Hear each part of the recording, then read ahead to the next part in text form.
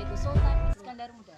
Sultan Iskandar Muda lahir di Banda Aceh pada tahun 1593. Di usianya yang masih muda, ia sudah memperlihatkan kemampuannya dalam memimpin. Ketika menginjak usia 13 tahun, ia sudah menjadi pemimpin pasukan Aceh untuk memukul mundur pasukan Portugis yang ingin mendarat di pantai Aceh. Ternyata kedatangan Portugis untuk mengambil alih dan memonopoli perdagangan lada di Aceh. Setahun kemudian, ia dinobatkan sebagai Sultan Aceh, menggantikan pendahulunya yaitu Sultan Ali Riyad Shah yang berkuasa pada tahun 1604 sampai 1607.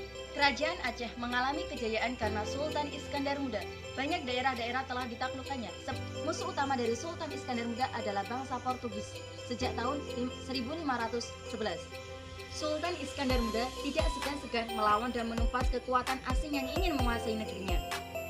Serangan pertama mengalami kegagalan pada tahun 1615. Kemudian serangan yang kedua dilancarkan pada tahun 1619 yang dilakukan secara besar-besaran. Bangsa Portugis terancam dan terkepung.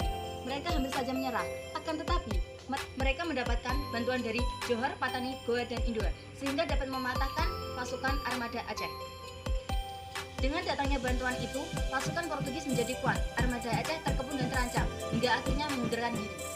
Setelah mengalami kegagalan yang kedua kalinya, Sultan Iskandar Muda lebih mencurahkan perhatiannya mengenai masalah-masalah dalam negeri, seperti sistem pemerintahan yang disempurnakan, pendidikan agama yang diprioritaskan, demikian pula dengan perekonomiannya.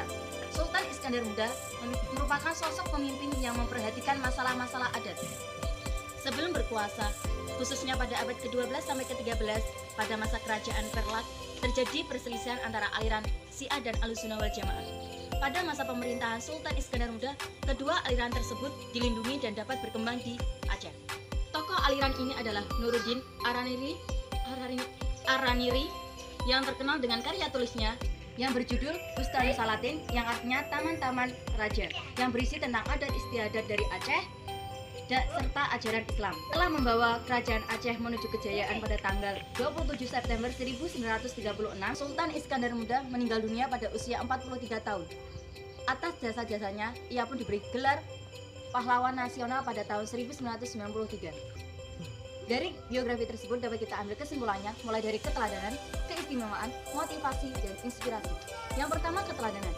Sultan Iskandar Muda memiliki keteladanan, yaitu ia sudah mampu menjadi pemimpin yang hebat pada usia muda.